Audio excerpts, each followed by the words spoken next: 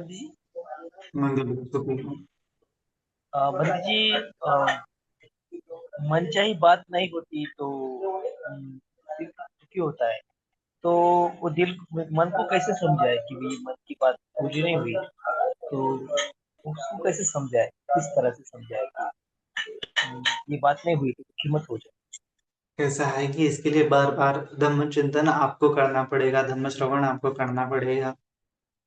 मनचाही बात नहीं होती है तो उसका बड़े विस्तार रूप से आपको चिंतन मनन करना पड़ेगा कि आपकी ही मनचाही बात पूरी नहीं होती है, सभी की मनचाही बात पूरी होती ही नहीं है ना। भगवान जी बोलते हैं अगर मांगने से मिल जाता तो भला इस जगत में किसको किस चीज की कमतरता पड़ती है, किसको किस चीज की कमतरता पड़ती। लेकिन हम देखते हैं हमारे इर्द गिर्द सभी लोग कुछ ना कुछ मांग रहे हैं, सभी लोगों की कुछ ना कुछ इच्छा आकांक्षाएं है, लेकिन किसी की भी वो पूरी होते हुए नहीं दिखाई देते। और इसीलिए वो लोग दुखी हो जाते हैं, ग्रस्ती हो जाती है ना। इसीलिए कहा गया है यम किंचन न लभति तम पे दुखम, कि जिस जिस चीज की इच्छा करो वो चीज नहीं मिलती है तो दुख होता है, परेशानी होती है। और सभी की इच्छा आकांक्षा होती है ना कि किसी को बड़ा घर चाहिए। अगर हम हमारे से जो नीचे लोग हैं, मतलब हम हमारी कंडीशन अच्छी है, हमारे से भी बहुत सारे लोगों की कंडीशन अच्छी नहीं है। हम थोड़े बिल्डिंग में रह रहे अच्छे मकान में रह रहे हैं, लेकिन अभी बारिश के मौसम में बहुत सारे लोग फुटपाथ पे सोते हैं, झोपड़ी में रहते हैं, उनका घर अच्छा नहीं होता है, वो कीचड़ में रहते हैं, है ना। उनकी तो कितनी आशाएं होंगी ना, इच्छा आकांक्षाएं होती है। उनको दो वक्त की रोटी भी नहीं मिलती है। तो दो वक्त की रोटी मिलने की इच्छा अगर उनकी पूरी नहीं हो रही है तो आपके जो काम भोगों की चीजें हैं वो कैसे पूरी होंगी, है ना। तो इच्छा करने से कुछ नहीं होता है, आपको केवल पुरुषार्थ करना पड़ता है ना। कि जो चीज आपको चाहिए उस चीज के लिए आपको मेहनत करनी पड़ेगी। अगर आप मेहनत नहीं करोगे तो वो चीज आपको कभी भी नहीं मिलेगी। तो प्रॉपर मेहनत आपको करना पड़ेगा। किसी चीज को पाने का प्रॉपर तरीका होता है, प्रॉपर मेहनत करना पड़ता है, प्रॉपर पुरुषार्थ करना पड़ता है। बाय चांस कोई भी चीज किसी को नहीं मिलती है, किसी ना किसी ने कभी ना कभी कोई ना कोई प्रयास जरूर किया होता है, इसके चलते उनको वो चीज मिली है। अगर हम प्रयास नहीं करेंगे तो हमें वो चीज कभी भी नहीं मिलेगी। इसीलिए कामना करने के ऊपर से के हमारा ध्यान हटाते हुए काम करने के ऊपर हमें फोकस करना चाहिए, एक्शन के ऊपर, कर्म करने के ऊपर हमें फोकस करना चाहिए, है ना। यही भगवान जी ने सिद्धांत समझाया है कि किसी चीज को अगर आप पाना चाहते हो तो उसके लिए आपको काम करना पड़ेगा।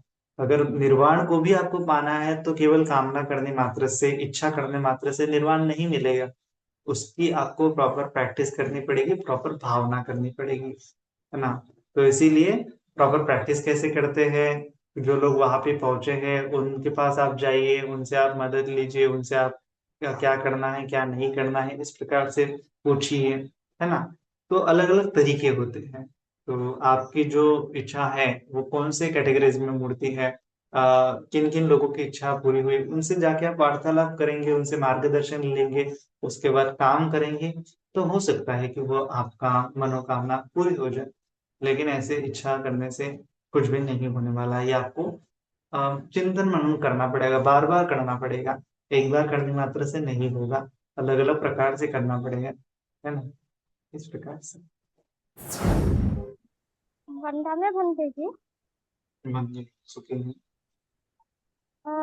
भंते जी, आपने जो दान का जो महत्व बताया, मतलब त्याग करने से मन प्रमुदित होता है, तो क्या हम उसकी एक डायरी बना सकते हैं कि आज दिन भर में हमने इतने पुण्य किए?